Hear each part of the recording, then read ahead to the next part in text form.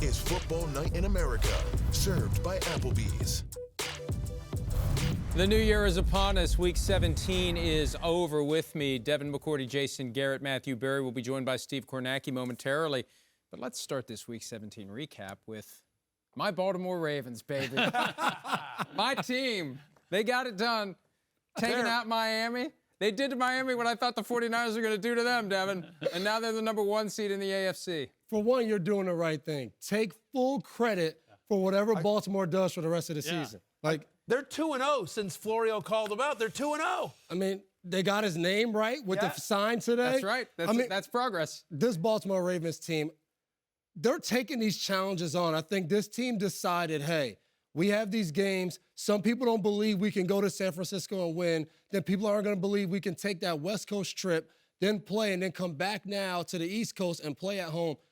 I think this team is saying we're going to win these games not just to prove we're the best, but this is going to jumpstart our run to the Super Bowl. I mean, right now, they look like the best team in football. They look like the favorite team these last few weeks. And, I know this is how we live. Like, each week, we're trying to decide who looks the best. This is the best team.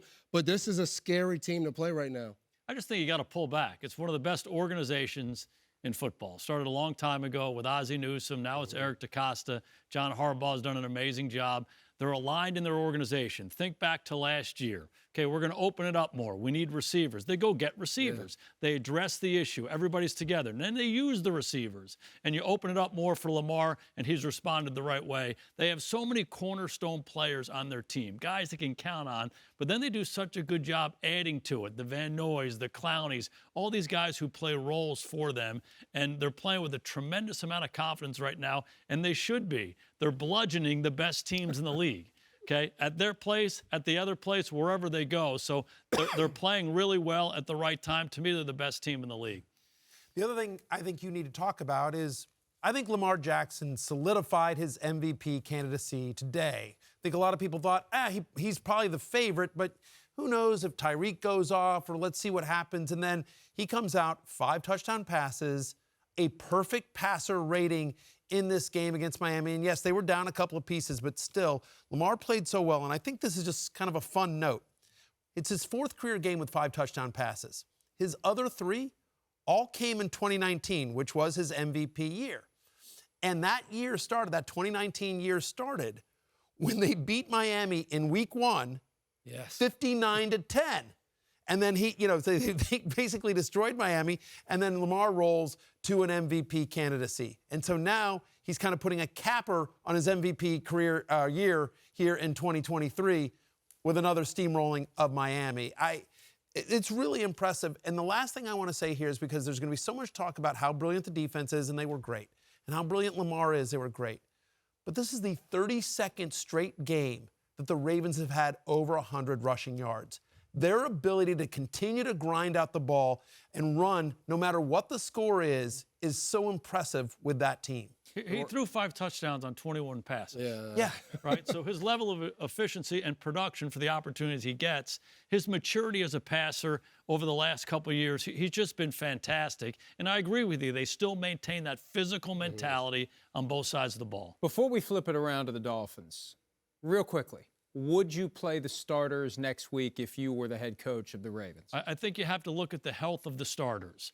If guys are banged up, you don't want to play them. You want them to be fresh as you go. But if they're healthy and they're ready to go and they can play collectively together, I'd play them.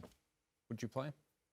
I've only been a player, and in all those situations we've played. Maybe it was only a half. Maybe we played the whole game. But it was kind of the mindset of, we're not turning our brains off and not preparing. We're going to continue to prepare because from this time out, every game's going to matter. And if we don't do it at the best of our ability, that'll be the end of our season. So let's not take a break. I can go back to 2019, Matthew, when they were the 1 seed. They were in the same spot. They rested. They ended up going 3 weeks between games. Titans came in, caught them flat-footed, and that was that. Yeah, I think the only concern here is I like Devin's idea. You play a series or two, maybe you play a quarter here, but think about this. They've already lost Mark Andrews. They've already lost J.K. Dobbins. They've already lost Keaton Mitchell. They've lost some guys on both sides of the ball.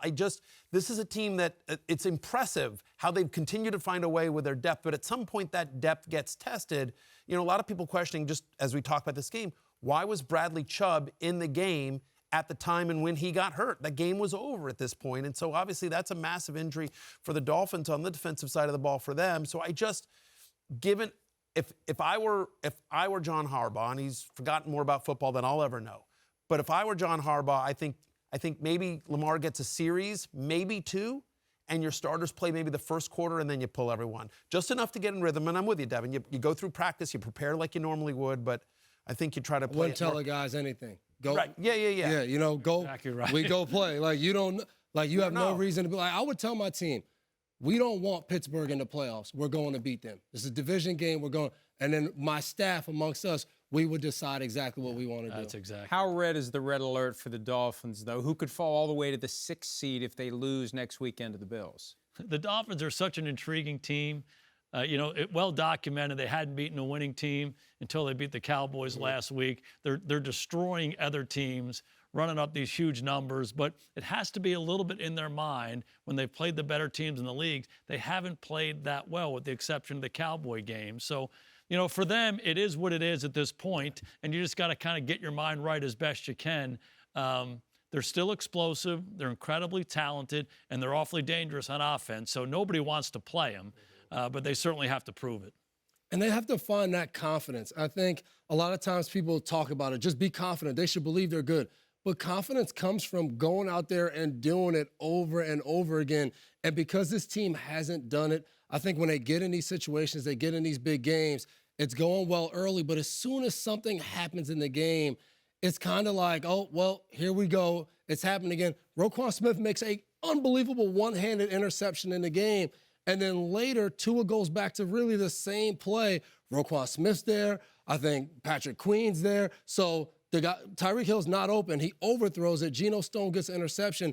And to me, that was kind of what this Dolphin team has turned into. When they get in these big games, if it's not all just rolling and they can run and throw and everybody celebrate, and they kind of get tight and they start doing some things that get them in trouble. And then next thing you know, similar to the Buffalo game earlier in the year, they have a couple turnovers, and you know it's a blowout, and they have no chance to win the game. No Jalen Waddle in this game, no Raheem Mostert. So you have your second best wide receiver and your best running back out of the game, and against a really good team, arguably the best team in the NFL, that's going to make a difference. You know, you think about that touchdown that Tyreek Hill almost had. He catches the end zone. That's a catch that he makes 99 times out of 100. But he bobbles it. He doesn't get it. They get a field goal there. Ravens go down. And so I think just a couple of miscues in the red zone. Again, Raheem Mostert, one of the guys that is leading the NFL in touchdowns, he wasn't there. Their hammer again. No Waddle. So, like, it's Cedric Wilson. And Cedric Wilson's a nice player, but he ain't Jalen Waddle down in the red 56 zone. points, though? I mean, yeah, but I feel like that game got out of hand, right? I mean, like, I'm not saying that the Dolphins, but for a while there it was competitive. It was, yep. I'm just saying, yes, I think it is. If you're a Dolphins fan, if you're a member of the Dolphins, you're nervous a little bit, obviously, because once again they had a big test and they failed. But I do think there's some things that you can point to. You can sort of say, like, all right, well, you know what? And to your point about Roquan Smith made a great play. Isaiah Likely makes a one-handed catch that's just unbelievable, and he runs it into the end zone, right? Odell Beckham Jr. makes an Odell Beckham Jr. type catch that's unbelievable that, you know, 3 people on the planet can make, right? You know, Patrick Ricard their fullback makes a one-handed grab in the end zone. And again, I don't try to take any credit away from Baltimore. They all played exceptional, but like there were a handful of just amazing plays by the Ravens that I think 9 times out of 10, maybe not all those plays. I'd like for you to keep undermining what the Ravens did, so you'll become public enemy #1 in Baltimore instead of me. I just said Lamar's the MVP. Florio, don't drag me into your stuff here. Lamar is the MVP, and I think they're the best team in football right now. They should be the AFC favorite for the Super Bowl, no question. The Buffalo Bills set up next weekend's AFC East championship game by beating the Patriots. It wasn't dominant, it wasn't overwhelming, but they got it done. And we know how hard it is to beat the Patriots any week. They've been playing tough, even though they've been out of it, but the Bills found a way. I mean, honestly, this was a game I came in saying the Patriots are going to have a good chance to upset Buffalo. And then the opening kick goes back for the Patriots, and I'm sitting there like, okay, here we go. So I think for Buffalo to come out of this game with a win was a good thing for them. This was going to be a huge challenge. This is a Patriots team that they would like nothing more but to go to Buffalo and stop Buffalo from making the playoffs. And I thought their defense came out and said, you know what, we're going to put the team on our back. They go out there, they start the game, 3 turnovers inside the 20-yard line. Then Rasul Douglas says, you know what? This next turnover offense, don't worry about it. I'm going to just go score a touchdown. But I think this team, they now have the confidence because they've done it now week in and week out, whether it's been come out and blow a team out, whether it's been tough against the Chargers, then against New England. They now get to go to Miami and say, hey, no matter how this season has gone so far, we get to say we won the AFC East 4 times in a row. If we just win next week, they got to feel good about that. Yeah, no doubt. And what you were describing was them winning different ways. Mm-hmm. And to me, that's a sign of maturity of a team. It's been Josh Allen. It's been this high-flying outfit for a while. And for them to win a low-scoring game, win a game when they take the ball away 3 times, win a game when he throws it 15 times last week, a couple weeks ago against the Cowboys, that's good for their team. Finding out, like the great pitchers, they don't always have their best stuff. When you don't have your best stuff and you still can get guys out and win games, that's a sign of a pitcher who's going to be a winning pitcher for a long time. And I like that for Buffalo because they lost their swagger in the middle part of the year. They weren't the same team, and I think they've gotten that swagger back, and they're going down to Miami with some confidence.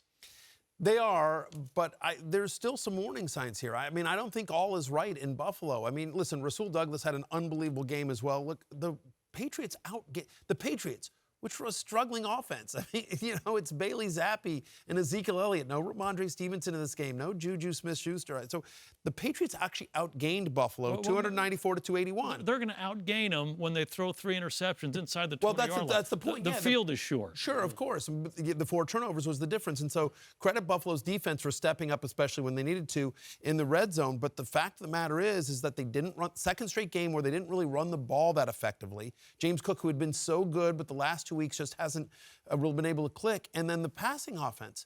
Stephon Diggs has now had under 30 receiving yards in 3 of the past 4 games. That's not acceptable. That's not acceptable for a quarterback the caliber of Josh Allen and a player the caliber of Stephon Diggs.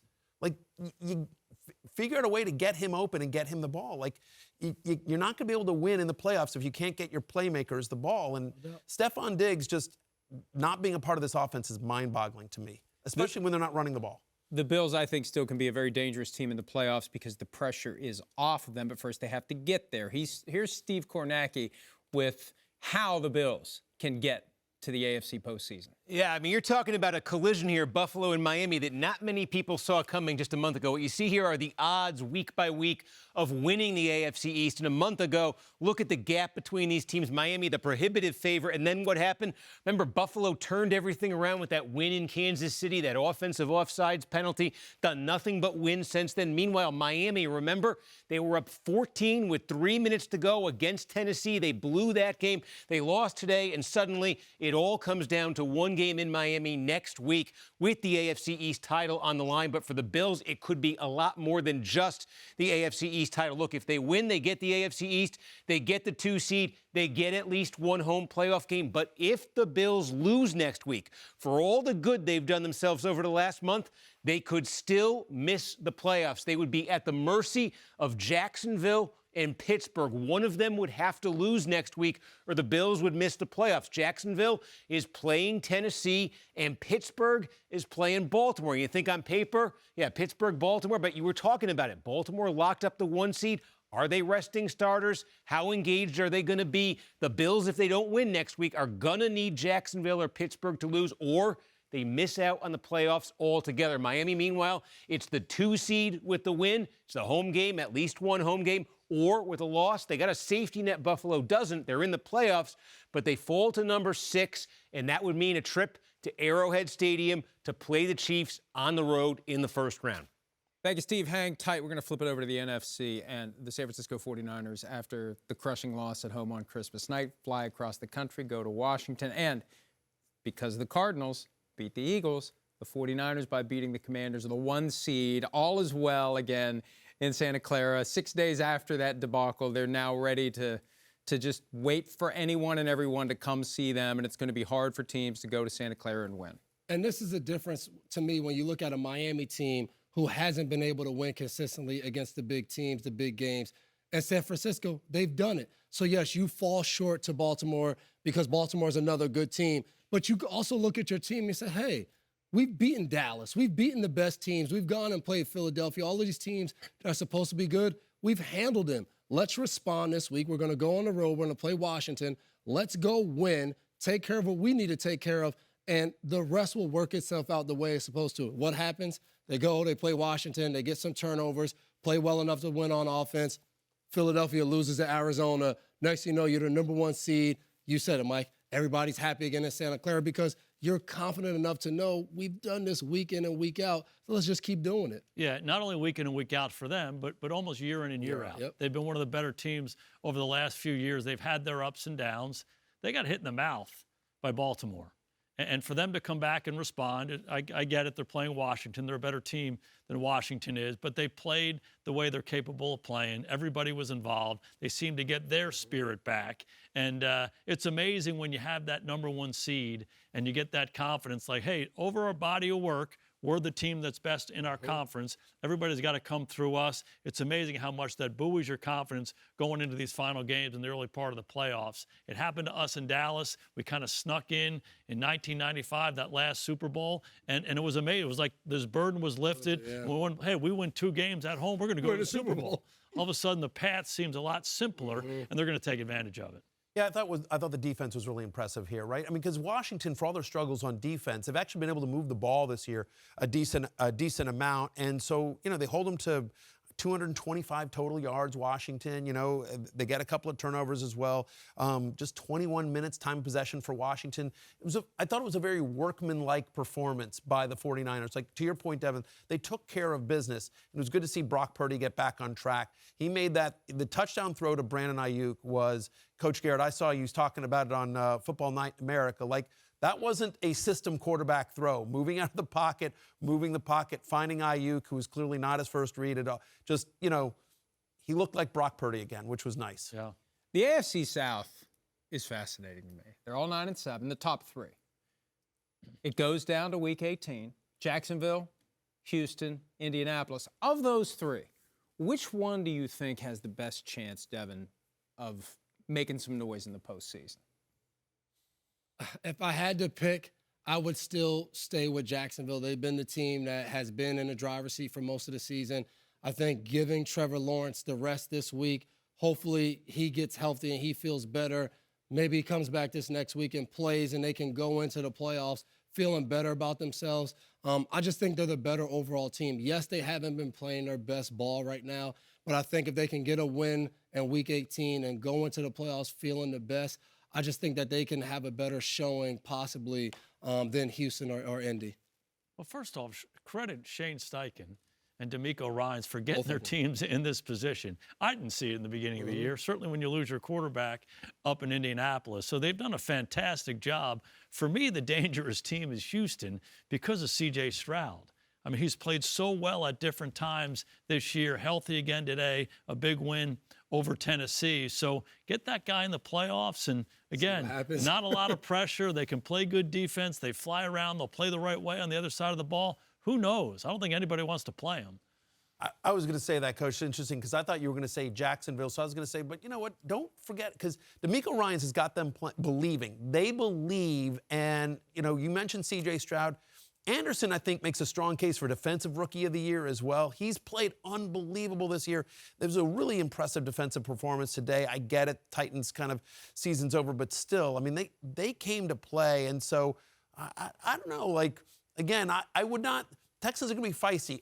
The answer to your question, I think, is Jacksonville, just because you got a Super Bowl winning coach. You've got a quarterback that, obviously had the big playoff win come back last year. Like, they have more experience as a team. They're probably a better team top to bottom. But if the Texans sneak in, like, I wouldn't want to face them. Like, D'Amico Ryans deserves serious credit, serious consideration for Coach of the Year. I do think the Texans are the best option because C.J. Stroud's back. They were a different team without him. Yeah, no doubt. He's back. And I think they could be very dangerous. Quarterbacks make a difference in the postseason. That's right. Steve Kornacki, help us understand how the AFC South breaks down going into Week 18. Yeah, it's interesting. We got a lot of clarity in the AFC all of a sudden, except when it comes to the AFC South that you're talking about here. So let's look at what the scenarios are for Week 18. The Jaguars right now control it with the tiebreaker, so all they have to do next week is win. They go to Nashville to play Tennessee, win that game. The Jags win the AFC South. They get the home game in the playoffs. But If Jacksonville loses next week against Tennessee, then the Colts play the Texans, you can see here, and that becomes the AFC South title game. The winner of that would win the AFC South. They would get the home playoff game. But this Colts-Texans game is going to have significance no matter what, because the winner of the game, even if Jacksonville wins and wins the division, the winner of this game is going to be 10-7 and is guaranteed at least a wild card berth. And Jacksonville, meanwhile, even if they lose next week and lose the division to the Colts or the Texans, they're not necessarily out of it. At 9-8, the Jags would be in the wild card race, but they would need some help. They would need losses by both Pittsburgh, going to play Baltimore, and Denver, who's going to play Las Vegas. If that were to happen, then the Jags could still get in as a wild card. But obviously, the more realistic path or the more straightforward path for them, go to Tennessee, get the win the division. Awesome stuff, Steve. Thank you. The AFC South undecided. The AFC West is decided for the 8th straight year. It's the Kansas City Chiefs. Even when they seem broken, they still find a way. They still find a way. It's not pretty, but I think they're finally doing what they need to do all year long. Just color within the lines. Don't try to be a team you're not. Be the team you are. Be the best version of it, and they got it done. I mean, they play the Raiders, and one of the big turnovers in the game, it's Isaiah Pacheco taking the snap and faking a handoff to Patrick Mahomes. Throw that out. We don't need that this year. You watch him today, it was run the ball with Pacheco, set up play action, throw the ball down the field, and it worked. It reminds me of some of those New England teams where it was like, oh, they're not that good. Their division's just really bad, so they keep winning the division. It's like, okay, but you still have to play them in the playoffs and see what happens. And I think for Kansas City, I hope they walk away from this game and they say, hey, this is what we are. Our defense plays good, winning football. Let's not hurt our defense while we're on offense. Let's run the ball, take care of the ball, try to throw the ball down the field, and see where it puts us. Muck it up 16 points, 17, 20 points, and let's go win that way and see if it puts us back in the Super Bowl. Yeah, I could not agree with you more. Somehow in your mind, you got to take that vision of those teams 3, 4, 5 years ago that were so spectacular on offense and say, that's not us right now. A lot of guys have left. We're just a different team. So embrace the other part of it. And the good news for them is they've played really good defense all year long. They can rely on their defense. The defense, again, made the plays in the big moments against Cincinnati today. And then rely on those 3 interior guys on your offensive line, among the best in the league. Hand the ball to the Rutgers guy, Pacheco. Be a tough physical team. What you're going to get, which Mahomes has not gotten a lot in his life, is you're going to get 8 guys around the box. And you're going to get some single coverage on those young receivers outside. And you'll have a chance to make some plays that way. That's what they did at the end of this ball game. If they embrace that philosophy, they got a chance. Barry, that's the difference from a running back from Rutgers and from Syracuse, just so you know. No, we've had a couple of, Jim Brown was from Syracuse. We've had some good running backs out of Syracuse. But one thing I will say here is just your point about defense, right? Bengals did not score in the second half, right? They had 3 punts, 2 turnovers on downs in the second half. They really stepped up. And again, I'm with you. Like, it seems insane to say this on a team that has 15 as its quarterback, but they need to play conservative. They just, other than Rashee Rice and Travis Kelce, who was quiet in this game as well, they don't have a lot of guys that are making plays in the passing attack. So play good defense, control the ball, control the clock. You know what I mean? Take a couple of shots when you can. They do have something in Rashee Rice, who's had a really nice year and had a couple of big plays in this game as well. But ultimately, 6 field goals. They got in close and they could not convert. Harrison Butker can't have 6 field goals. And if they're going to play that way, then they've got to just play good defense and say, we're going to try to grind out wins, which is weird to say for an Andy Reid, Patrick Mahomes offense, but that's where this team is right now. How should Mahomes take what the defense gives him? Aggressively. Aggressively take what the defense There we go. All right, plenty of questions were resolved in Week 17. Plenty of questions still to be answered in Week 18. We'll be here for that as well.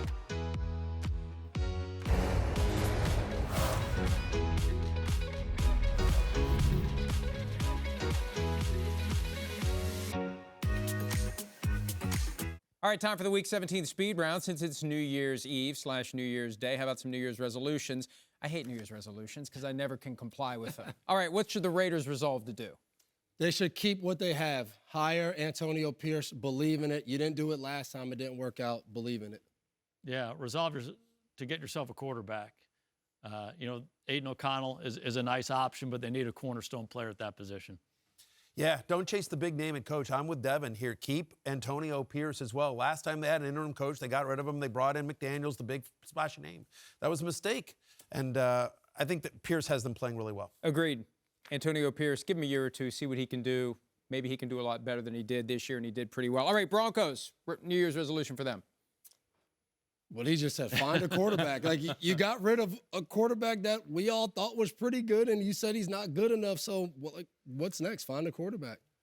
Resolve to clean the slate. You know, some of it having to do with the quarterback situation. Some of it has to do with bad contracts in the past, but somehow they got to clean the slate and start anew in year 2 with Sean Payton. Yeah, they need to resolve to decide what they are, whether they're rebuilding or they're going for it as well, because they're sort of in between. They've got these guys like Russ and Cortland Sutton and Jerry Jeudy who were rumored to be traded, and then they've got some young guys. If you're going to rebuild and you're going to get rid of Russell Wilson, then do the full rebuild. Like, don't try to, like, piece it together. You like, just own it. Okay, it's going to take us a year or two to build something back up, but just own where you are. That was what I would say. But a quarterback could change everything. Sean Payton's going to try to find a good quarterback who can run his offense next year. All right. No, I know, but your Patriots. What do your Patriots need to resolve to do? Good quarterbacks are hard to find. People think New Year means change and new. In Bill, we trust in 2024. Wow. Believe in it. I mean, he still has these guys playing hard. Believe in Bill. Yeah. I hate to keep saying this, but go get a quarterback. I don't think they have one in their building right now to be their starting quarterback. And there are some guys coming out in the draft and build it around that guy. The quarterback in New England made a big difference for a lot of years. Sure did. Yeah, resolve to let Bill Belichick decide how his future in New England earns. If any coach in professional sports history has ever earned the right to decide how and when his tenure at a team ends, I think it's Bill Belichick with the Patriots. So let him decide when and how his future is determined. You know, I've never gone skydiving, but I can only imagine for Robert Kraft, it's kind of like the plane goes up, you have the chute on, you pull down the goggles, the doors open. Are you going to jump? Are you going to jump? Yeah. Is he going to jump? We'll find out. We'll find out soon if he's going to listen to you or if he's going to jump. Thanks for some of your time, as always, and Happy New Year.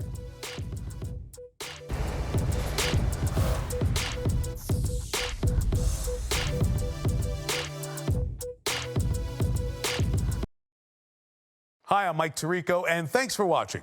Make sure to hit subscribe for the latest news and highlights from NBC Sports.